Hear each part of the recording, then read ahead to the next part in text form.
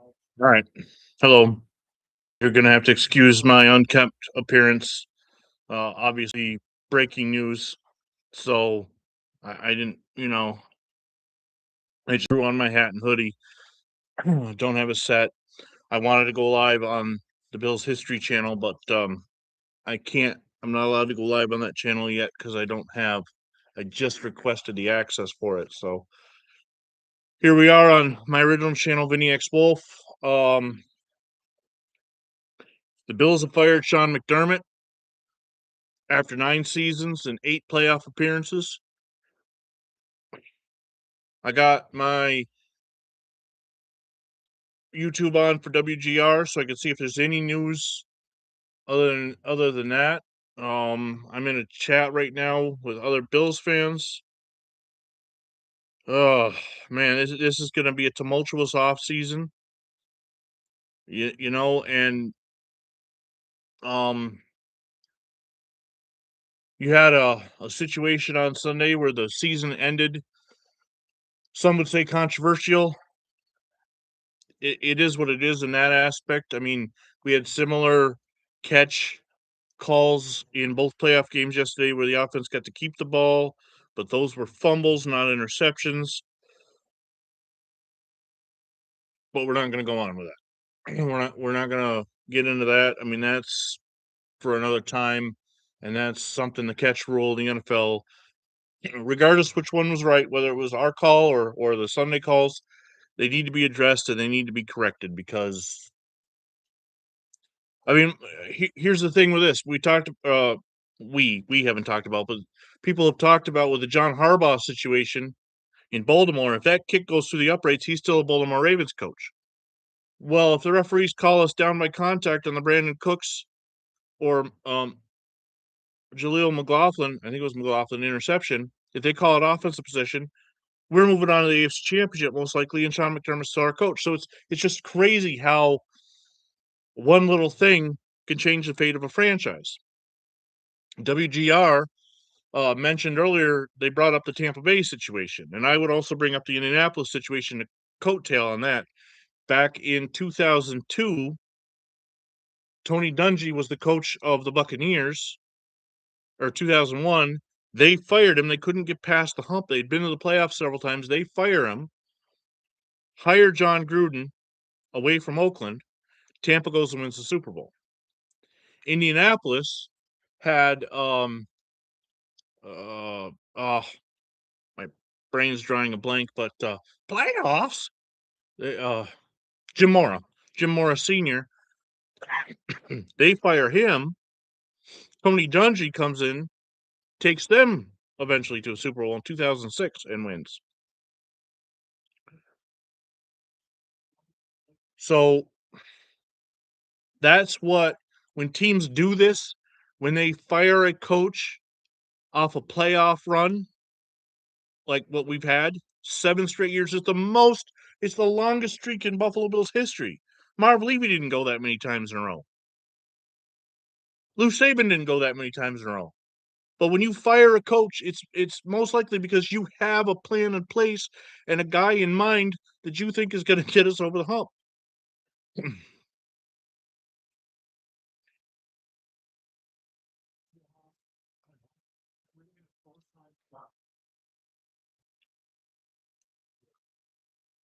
Just looking at this comment, Brady needs to go.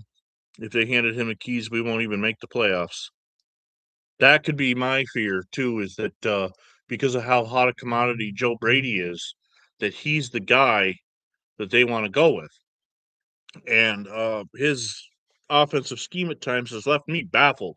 I mean, I'm just some with the amount of short screens and plays like that we do. I just can't.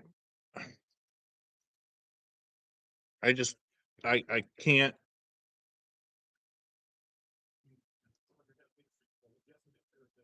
They're talking about Jesse Minter from the Chargers right now as a hot coordinator. I'm gonna be honest. I'm unfamiliar with him per se. Now talking Joe Brady, and again, I'm against that. Let me go back to the Tampa Bay an Indianapolis thing and mention how when we did this in the year 2000, firing Wade Phillips, he had missed the playoffs one time. He had made the playoffs 98, 99. There was some controversy with the Rob Johnson, Doug Flutie situation where ownership had paid Rob Johnson all this money and they wanted him to play. Doug Flutie had been giving us wins and brought us to the playoffs. Rob Johnson starts in the Music City Ford pass game and we lose. We go out in the year 2000. Phillips has to start Rob Johnson and we missed the playoffs. He gets fired. That was year one of the drought where Wade Phillips missed the playoffs, by the way, year one. They bring in Greg Williams, a hot defensive coordinator from Tennessee. And of course, in his press conference, he did the right thing. He said, well, it was a forward pass because he was now on the side of Buffalo. 3 seasons, he goes 17-31. Fired. Mike Mularkey comes in. 2 seasons, he goes 14-18. Fired. Dick Juran comes in. 4 seasons, 24-33. Actually, back to Mike Mularkey. He wasn't fired, he resigned. Because he actually had some things potentially going, especially in 04. Dick Juran comes in, 4 seasons, 24-33. He gets fired. Perry Fuel works 7 games as the interim coach, 3-4. He doesn't get hired. Chan Gailey comes in, 3 seasons. Chan Gailey, a retread. He had been there, done that with Dallas, just like Dick Juran in Chicago. It didn't work. 16-32 in 3 seasons. He's gone. Doug Marrone comes in. 2013, 2 seasons, 15-17. Then he's gone because Terry Pagula had purchased the franchise at the time, wanted to make a big splash, hired Rex Ryan after the Jets had fired him, which was a mistake on the Jets' part, by the way. Rex Ryan comes in, all this bluster, 15-16. He doesn't finish the 2016 season as Anthony Lynn works the last game. He wins, goes 1-0. Sean McDermott. That's the hire that ended the drought. 17-year playoff drought. Sean McDermott. 9 seasons, 8 playoff appearances. 1 with Tyrod Taylor, the rest with Josh Allen. 148 games he coached, 98-50 record. Now let's talk about where that stands. 98 wins amongst Bills history. Marv Levy had 112. It's potentially possible that McDermott could have passed Levy in 2 seasons. Chuck Knox, who also took us to the playoffs, 73 wins. Lou Saban, in his 2 tenures, 56 and 61 as far as games coached. He won 36 games and he won 32 games for 68. Back to Chuck Knox real quick. He didn't win 73 with us. He coached 73. He won 37. Marv Levy coached 112. He won 70. No, he coached 182. He won 112. So Sean McDermott was 14 games behind him. 14 as far as wins. Second winningest coach in NFL history, or for Buffalo Bills history. Sorry, I'm live. I don't have notes. It's kind of hard. I know when a lot of you see this, it'll be after the fact, and I'll look like an idiot because I'm not. I don't know. I don't have any notes prepared, and I can't. But this is just something that, and I wanted to do this on the Bills history page because,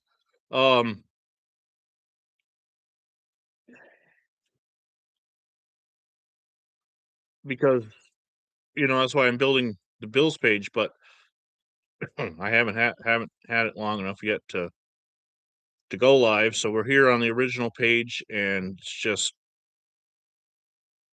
just amazing. I don't know. I disagree. I can't not express how and Bills fans in general have been bringing this up for years. Every time we don't make it to the Super Bowl, they want to fire McDermott. It's not as bad as it used to be, where they also wanted, early on in Josh's career, they also wanted to get rid of him, but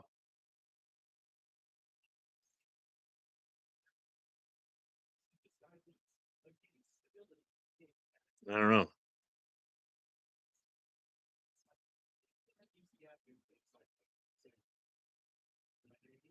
I don't know, that's not the right how do I share this? Alright, there we go.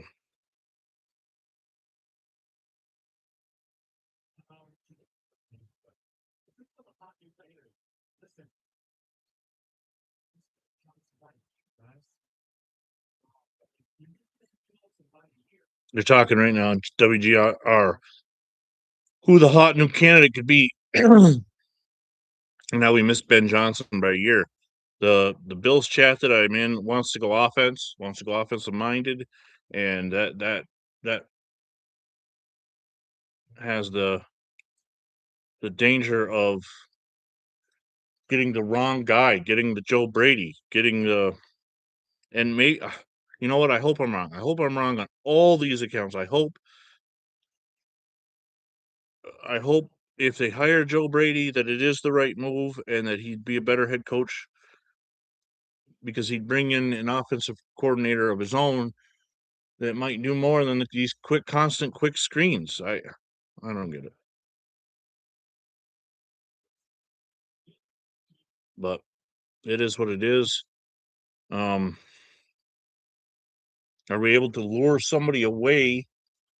Like they just brought up Kyle Shanahan on WGR. Are we able to lure somebody away? I don't get this move. I don't know who possibly the Bills could have in mind to make this. And obviously, we're not going to find out today because it's one of those things where you don't, regardless of who you hire, you're not going to hire them the day well, if they do hire somebody today, then you know that this has been planned. How far would Sean have had to make it though to save his job? If they had made that play, um,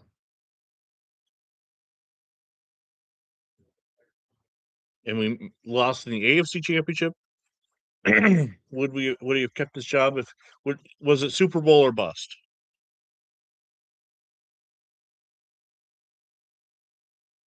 I don't know.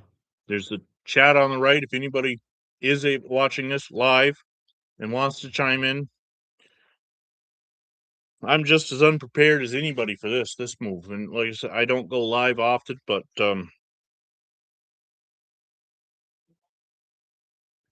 we're live today because Bill's general manager Brandon Bean will now lead. So Brandon Bean is staying. Let me share this.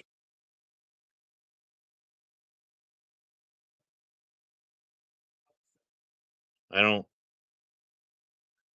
I don't know.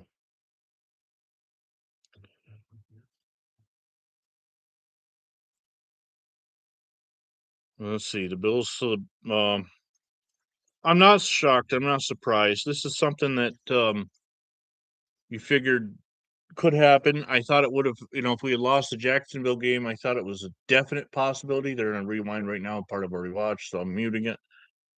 Uh,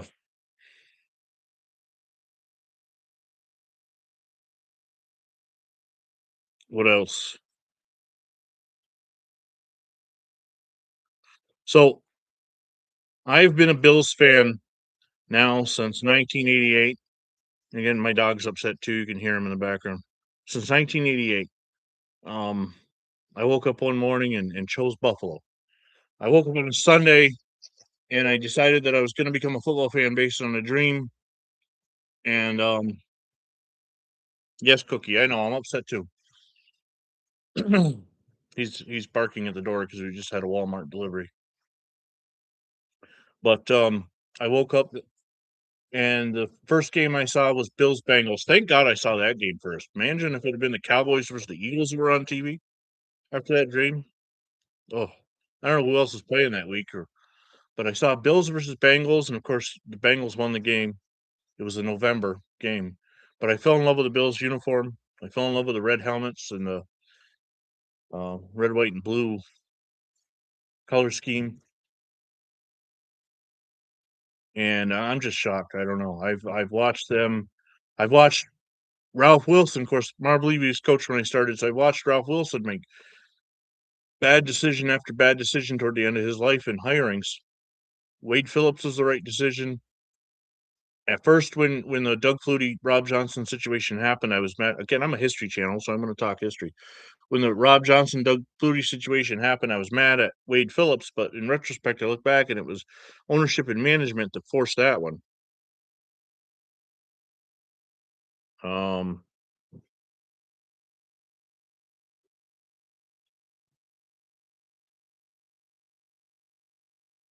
but like I said, looking back now, Wade Phillips was a scapegoat in that whole situation. So moving forward, where do we go? Who are the openings? Who are the candidates? I don't know. When I have more to say and more information, I'll come back. But until then, Sean McDermott, he's out, and he'll be a hot candidate too. There are, looking at my spreadsheet here, one, two, three, four, five, six. I have 6 openings remaining.